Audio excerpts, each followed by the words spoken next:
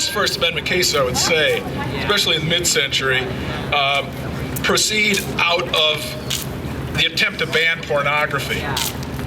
Thus, the book Ulysses was at one time banned in the United States as pornographic, and if you've ever read Ulysses, you have to be very curious about that. By today's standards, this is incredible. Sometimes cases involve slander and libel. We do not have freedom to destroy people's characters by telling lies about them. But to protect discussion, on the other hand, if you're a well-known public figure, especially if you're in politics, but even if you're in entertainment, it's very hard to sue somebody for slander or libel. If you're a typical citizen, on the other hand, you have a different standard. Milton's main point in Aeropagitica is that people are far better judges of what they should read than the government, and the truth is much more likely to emerge from a contest of ideas, a real debate, than if the government decides ahead of time what side is right and tries to protect you from being influenced by the wrong ideas. The truth is much more likely to emerge. The best course for policy to take is much more likely to be decided if everybody lays their cards on the table. So let's take a look at the first quotation from Aeropagitica.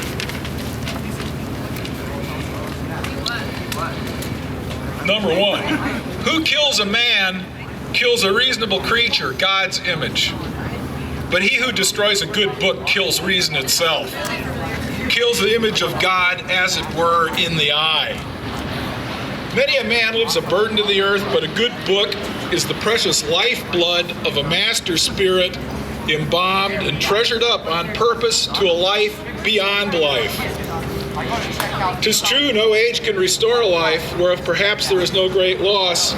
The revolutions of ages do not oft recover the loss of a rejected truth, for the want of which whole nations fare the worst. Right? For Milton, ideas are not embalmed in books. They're not over there in that mausoleum. They're alive. That's one reason why we're out here today doing this, to illustrate the fact that Aeropagitica still lives, as do the voices of more people than I can name. Okay? This is the best summation that I could give as to why I became an English professor. It was to commune with reason and the master spirits of the human race. It defines the importance of everything that we do at Fresno State. When you read a calculus textbook, you are engaging with the two inventors of calculus, Sir Isaac Newton and Gottfried Leibniz. If you're taking a geology course, you're communicating with the spirit of an 18th century Scottish farmer by the name of James Hutton, who essentially invented the science.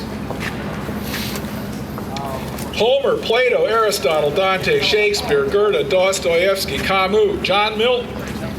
The meaning of our lives is grounded in these writers, and to some extent, it's even grounded in the meanest scribblers that you can find on the shelves of the John Madden Library.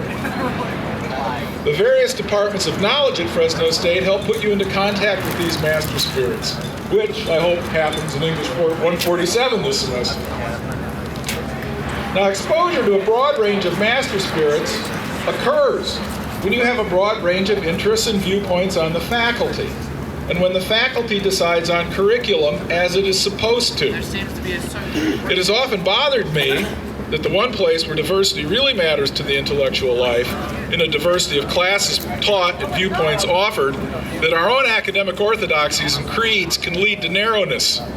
As much as this bothers me, however, it worries me even more when hiring decisions for faculty, and therefore curricular decisions, tend to concentrate in one man, and that would be the provost, Bill Covino, who with cohort hiring, during a putative hiring freeze, threatens to control who gets hired and therefore what gets taught for years to come. Now, what is cohort hiring? The way cohort hiring seems to work, in brief, is that the provost comes up with a theme.